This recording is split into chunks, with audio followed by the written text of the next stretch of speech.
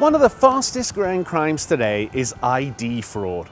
Fraudsters steal your identity and use it to get credit and spend money.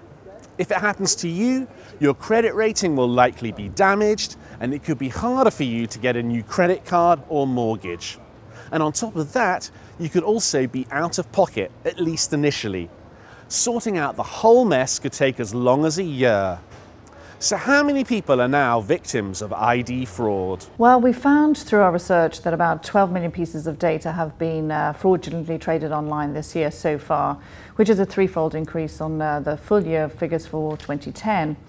So we think about approximately 2 million Britons have been impacted. So whilst the ID fraud still is relatively rare, it's a growing threat and we really need to sort of take care. Here are the steps you can take to make sure your identity isn't stolen. Don't use the same password again and again.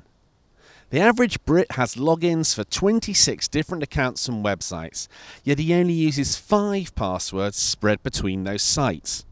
The prudent approach is to have a different password for every single site. Then if fraudsters got, say, your LinkedIn login, they still wouldn't be able to access your credit card. Use complex passwords. The best passwords are at least 10 characters long. Mix up numbers and letters and use uppercase and lowercase. Don't get caught out by phishing emails. If you see an email supposedly coming from your bank, be very wary. Don't give away your account details to anyone online.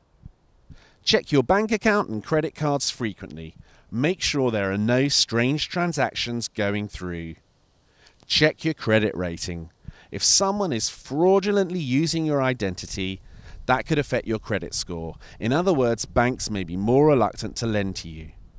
Contrary to popular belief, you don't have one single credit score. In fact, there are 3 main credit rating companies that provide information to the banks, and the banks then decide whether they're willing to lend to you or not. If you want to see what information the credit rating companies have on you, they're obliged to tell you if you pay £2. Or you could sign up for a free 30-day trial with Experian Credit Expert, and that will give you easy access to your information. If you're extra keen, you could continue using Credit Expert and pay $14.99 a month.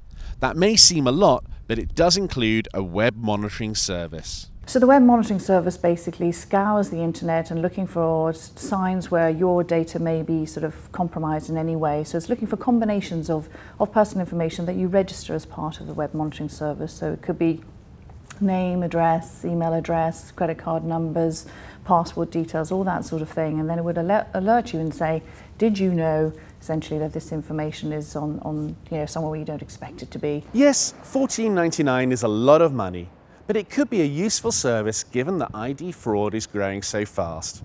And if you're not sure, you could always take out the 30-day free trial and see if the service is useful to you. And whatever you do, stay vigilant and use plenty of passwords.